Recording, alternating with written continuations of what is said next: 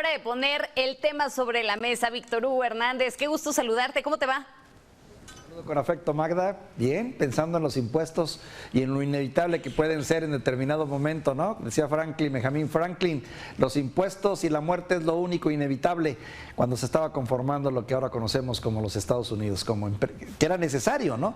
Ellos partían de esta premisa: solo con impuestos podemos crear una nación justa, equilibrada, grande y poderosa, y hay que incentivar. Oye, y desde entonces hasta la fecha. pero ¿qué pasa cuando realmente no se tiene pues una asignación o no se tiene un gasto programado para esos impuestos que están siendo recaudados? Cuando ocurre eso, ¿qué se genera? Se genera desconfianza, se generan irregularidades, corrupción, manejos discrecionales, y hazle como Dios te da a entender. Y ahí está lo que ocurre en muchos estados. Mira, el presidente ha insistido mucho, el señor presidente ha insistido mucho en que la corrupción en este país ya terminó. Yo lo que pienso es que seguramente en el ámbito de él, en su esfera, sus funcionarios seguramente están bien vigilados, ese es otro tema, pero donde yo sí me consta y me queda claro que no se ha hecho absolutamente nada es en los estados.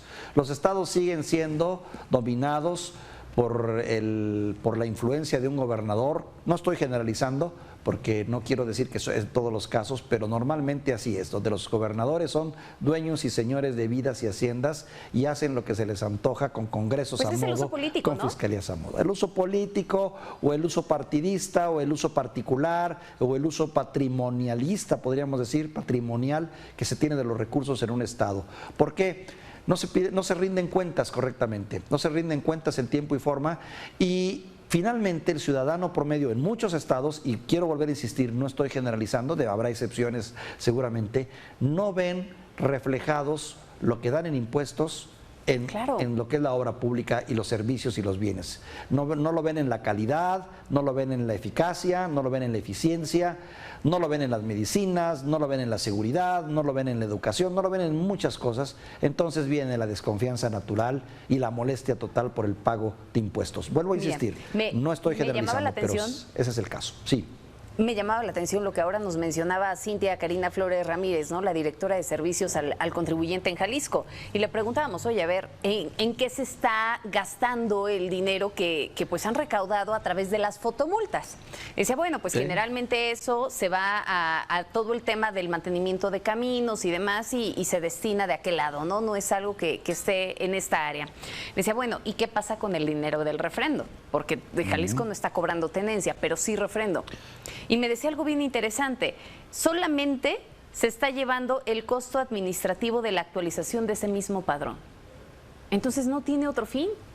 O sea, estamos hablando del pago de los engomados, pero ¿y entonces? Por eso inicié de esta manera la pregunta, Víctor, porque fíjate, haciendo esta investigación, revisaba un estudio de México Evalúa, y vamos a pedirle ahí a producción a ver si nos apoya con un gráfico que teníamos pendiente por comentar hace unos momentos, y este informe señala que la desaparición del cobro de tenencia en 17 entidades ha implicado una pérdida de 79.809 millones de pesos para los gobiernos estatales. El asunto es si verdaderamente en su momento, cuando se cobraba esa tenencia, iba destinado el dinero pues a atender las necesidades de los estados, o si terminaba gastándose de manera administrativa. Mira, son dos temas ahí fundamentalmente. Una, también un hecho real y que no lo podemos evitar, es que en México, en nuestro país, recaudamos poco. Los estados recaudan realmente poco.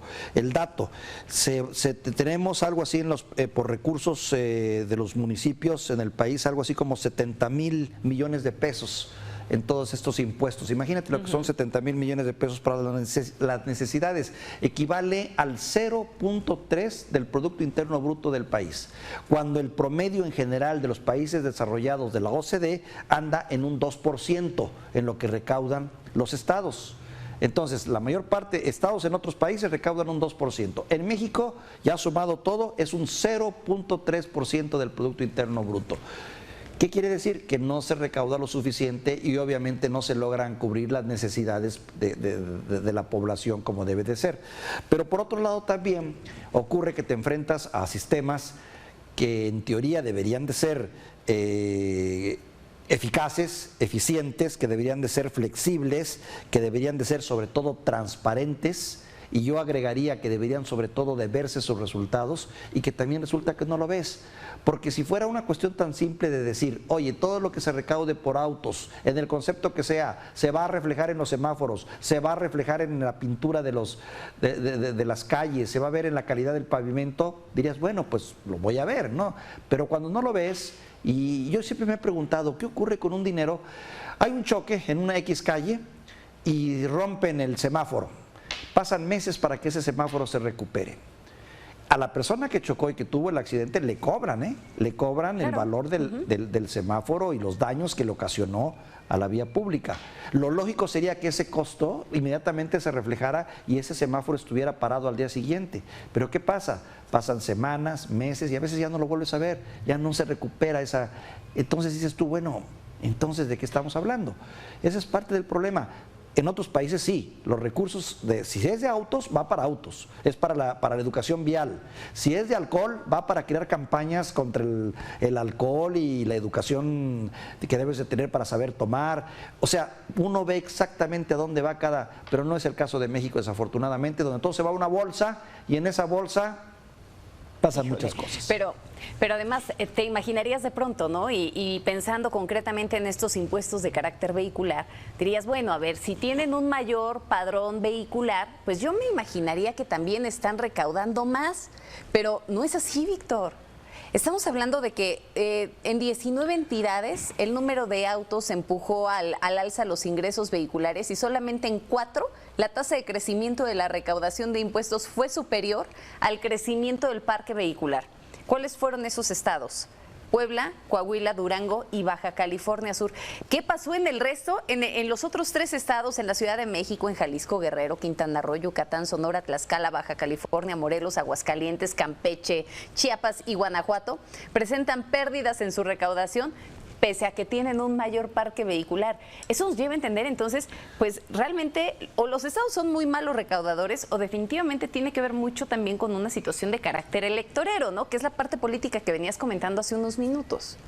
Sí, o son malos recaudadores o son malos administradores, ¿eh? También tenemos, que eso ha sido un grave problema en este país. Tenemos políticos muy pomposos, o las dos cosas, una combinación, ¿no? Políticos que llegan y te ofrecen el oro y el moro y te dicen que van a hacer y y la verdad es que cuando llegan te das cuenta que nada más llegaron por la pura saliva y por las puras relaciones y que son ineficientes, no saben administrar y son corruptos en muchos de los casos. Vuelvo a decir, no quiero generalizar, sería injusto generalizar, pero en ese tono andan. Entonces, por eso tenemos estados donde no hay transparencia, donde no hay rendición de cuentas, donde al final del día terminan más endeudados, porque a eso sí, claro, es muy fácil ser un muy buen administrador pidiendo prestado todo el tiempo, pero ahí vas dejando las deudas para quien viene y que él se haga cargo, ¿no? El problema es cuando ves que no se está reflejando en la obra pública, que no se ve en los servicios, que esos préstamos se utilizaron para gasto corriente, que se usaron para pagar deudas, o lo peor, que se usaron para campañas electorales o para terminar en los bolsillos de no pocos pillos, ¿no? Entonces, oye, ¿y en Coahuila sí se cobra la tenencia o no?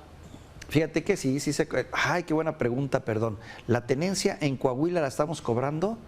No, no se cobra. No, donde tengo no tengo el dato exacto. No te quiero mentir, ¿eh? Me agarraste fuera de base en este momento. Pero sí se cobra, por ejemplo, ahorita vamos a plaquear. Este año vamos a plaquear, vamos a cambiar de placas. Cuando en otras partes la placa es de por vida. No, bueno, me queda claro o en Estados Unidos de manera constante lo hacen.